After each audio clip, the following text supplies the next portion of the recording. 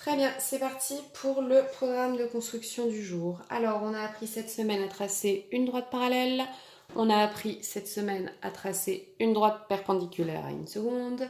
Et on a aussi appris à tracer la médiatrice d'un segment pour pouvoir trouver le milieu et aussi de telle manière à ce que cette médiatrice soit perpendiculaire au segment. Alors, on y va pour ce problème de construction. Alors, petit 1, place le point A vers le bord gauche de ta feuille. Donc, mon bord gauche est par là. Je viens placer mon point A. Trace un segment AB de 16 cm. Je prends ma règle et je viens tracer AB de telle manière à ce que AB mesure 16 cm. J'ai donc mon point B. Trace le segment BC perpendiculaire à AB. Donc, BC est perpendiculaire à AB. Passant par B.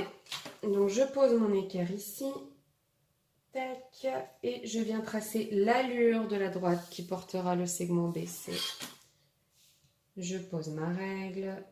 Je trace cette droite et mon point C se trouve à 16 cm de mon point B.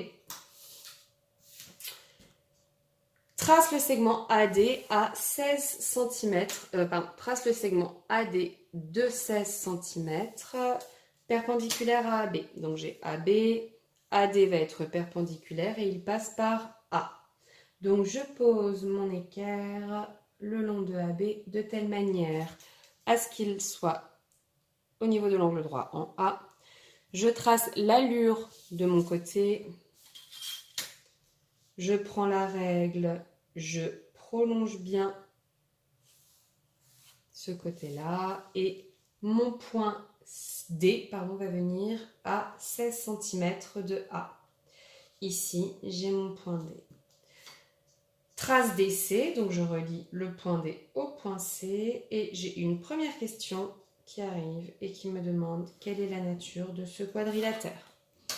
Eh bien, visiblement, ce quadrilatère ressemble à un carré, mais je vais vérifier en mesurant bien les quatre côtés.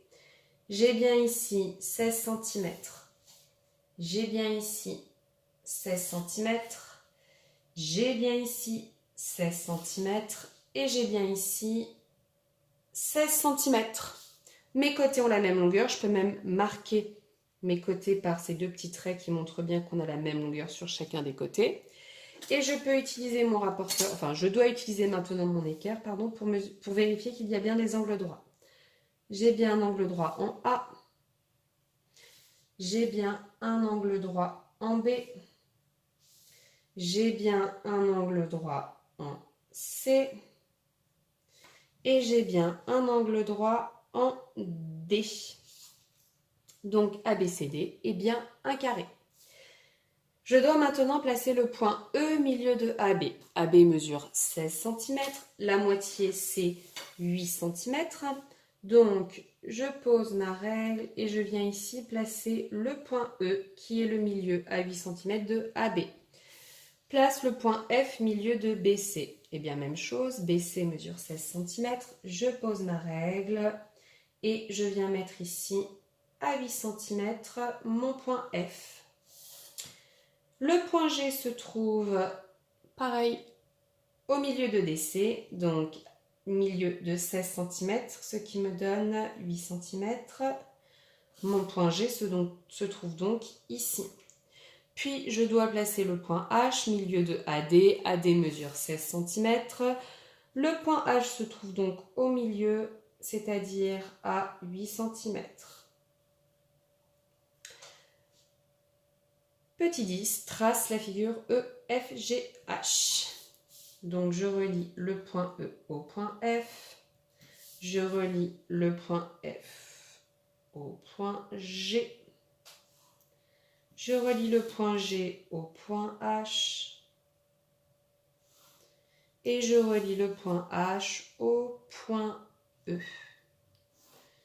Et ma question est donc maintenant de connaître la nature de cette figure. Eh bien, je vais vérifier que les côtés aient la même longueur. Je peux utiliser mon compas et faire un report de longueur au lieu de mesurer. Les deux méthodes fonctionnent.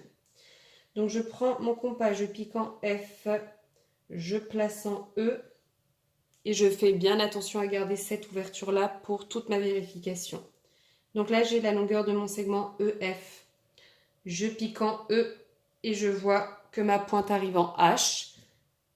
FE et EH ont donc la même longueur. Puis je pique en H et je viens voir que j'ai exactement la même longueur au niveau de G. Donc je peux dire que FE, EH et HG ont la même longueur. Et pour finir, je vérifie avec F et G qui a aussi la même longueur. Donc là, mes quatre côtés ont la même longueur. Je peux par exemple marquer d'un petit trait pour être sûr de ne pas oublier que mes quatre côtés ont la même longueur. Et maintenant, ce que je peux aussi vérifier, c'est les angles droits. Donc on y va. J'ai un angle droit en H, j'ai un angle droit en E, j'ai un angle droit en F et j'ai un angle droit en G. Donc j'ai quatre angles droits, quatre côtés qui ont la même longueur. Je peux donc dire que ma figure EFGH est un carré. Je dois maintenant placer les points I, J, K et L qui sont les milieux respectifs de EH, de EF, de FG et de GH. On y va. Donc je place le point I qui est le milieu de EF. Milieu de EF. Donc j'utilise mon compas pour ce faire et je vais venir tracer les médiatrices. Donc je prends une ouverture qui est un peu plus grande que la moitié. Je fais mes arcs de cercle en haut, en bas. Pareil pour E. Je fais mon arc de cercle en haut et en bas. Je viens relier les deux points d'intersection pour pouvoir trouver le milieu. Mon milieu se trouve donc ici. Je fais la même chose pour F et pour G, pour le segment FG. Donc je pique en F, j'ouvre, je fais mes arcs de cercle. Je viens relier les points d'intersection de mes arcs de cercle.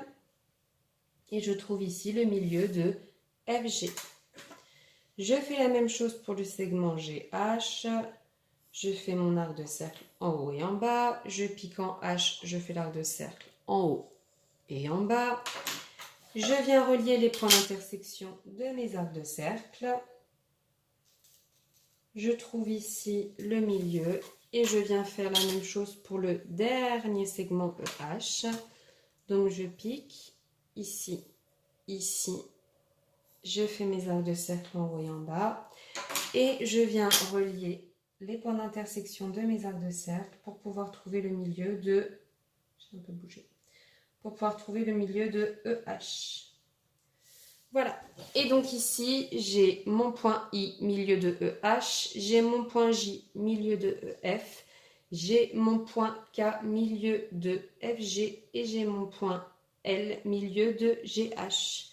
Je dois relier la figure I, J, K, L. Donc, on y va. Je trace le quadrilatère IJKL en reliant les points. IAJ, JAK,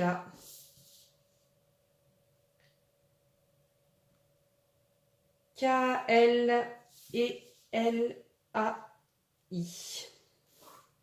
Et on me demande quelle est la nature de cette figure et pourquoi. Alors visiblement, IJKL ressemble à un carré. Pour vérifier que c'est un carré, je vais regarder si les côtés ont la même longueur. Et je vais aussi vérifier que cette figure a bien 4 angles droits. Donc je pique en J, j'ouvre pour être sur I. Et je vais vérifier que les 4 côtés ont exactement la même longueur. Donc c'est-à-dire que le compas garde la même ouverture. Donc je pique en K et je vois que mon compas se pose en J. Je pique en L et je vois que mon crayon se pose en K. Je pique en I et je viens voir que ma pointe se pose en L. Donc ici, I, J, J, K, K, L et L, I ont la même longueur. Je peux maintenant vérifier qu'il y a des angles droits. J'ai un angle droit en I, j'ai un angle droit en L, j'ai un angle droit en K et j'ai un angle droit en J. Donc ici, 4 angles droits, 4 côtés de la même longueur. Je peux donc dire que IJKL ici est un carré. Je peux poursuivre le programme de construction en suivant les étapes jusqu'à ce que je ne puisse plus tracer de carré. Alors, on va encore le faire une ou deux fois. Donc, je prends mon équerre, mon compas. Je viens prendre une ouverture un peu plus grande que la moitié de IJ et je viens tracer mes arcs de cercle en haut et en bas pour pouvoir trouver le milieu de IJ. Je prends ma règle, je me mets au point d'intersection des arcs de cercle et ici j'ai le milieu de IJ. Je vais faire la même chose pour JK. Je pique en J, je trace mes arcs de cercle d'un côté, de l'autre. Je prends ma règle, je viens relier les points d'intersection de mes arcs de cercle. Donc ici j'ai le milieu de JK, puis je prends mon compas. Je fais la même chose entre K et L pour trouver le milieu du segment KL. Je prends ma règle, je relie les points d'intersection des arcs de cercle pour trouver le milieu de KL. Je prends mon compas, je viens tracer mes arcs de cercle de part et d'autre, de telle manière à trouver la médiatrice de IL. Je prends ma règle et je relie les points d'intersection de mes arcs de cercle pour trouver le milieu de IL. Puis je relie ensuite les milieux ensemble. Tac, tac, tac. Donc si je vérifie les 4 côtés de cette nouvelle figure, je verrai que les 4 côtés ont la même longueur. Donc ces 4 côtés-là vont avoir la même longueur. Mais en plus de ça, je vais avoir un angle droit ici, ici, ici et ici. Donc cette figure est encore un carré. Je peux continuer, je prends mon compas, je prends une ouverture un peu plus grande que la moitié. Je trace mes arcs de cercle. Alors à un moment, il faut être très vigilant parce qu'on commence à avoir beaucoup de traits de construction et ça devient de moins en moins lisible. Donc ici, j'ai mon milieu. Je prends mon compas, je trace mes arcs de cercle de part et d'autre du segment pour pouvoir trouver le milieu. Je relie ici les points d'intersection de mes arcs de cercle. Je continue, je trace ici mon arc de cercle au-dessus et en dessous. Je viens tracer mes arcs de cercle en piquant de l'autre côté au-dessus et en dessous. Je relie les points d'intersection des arcs de cercle pour trouver le milieu. Et je fais la même chose pour le 4e côté. Donc arc de cercle, je pique de l'autre côté, arc de cercle, arc de cercle. Je relie mes points d'intersection des arcs de cercle et je trouve à nouveau le milieu. Puis je peux venir relier maintenant les 4 milieux de segments. Et si je vérifie, eh bien je trouverai à nouveau que mes 4 côtés font la même longueur et que j'ai 4 angles droits. Mais attention, ça je ne peux l'avoir qu'à condition d'être très précis. Je peux continuer cette figure encore et encore en reprenant le milieu de chacun de ses côtés, en reliant pour avoir un carré, puis je reprends le milieu de chaque côté, je relie pour avoir un autre carré, etc. Comme j'ai beaucoup de traits de construction ici, au fur et à mesure, je peux venir les gommer pour que ma figure soit un peu plus lisible. Mais attention, en gommant les traits de construction, je ne dois pas gommer ce qui m'intéresse. Je dois bien pouvoir garder chaque carré que j'ai tracé. C'est pour cette raison que les traits de construction, on essaye de les faire très légers avec le crayon. Ça nous permet comme ça de pouvoir les enlever si jamais la figure commence à être trop chargée. Et voilà pour aujourd'hui.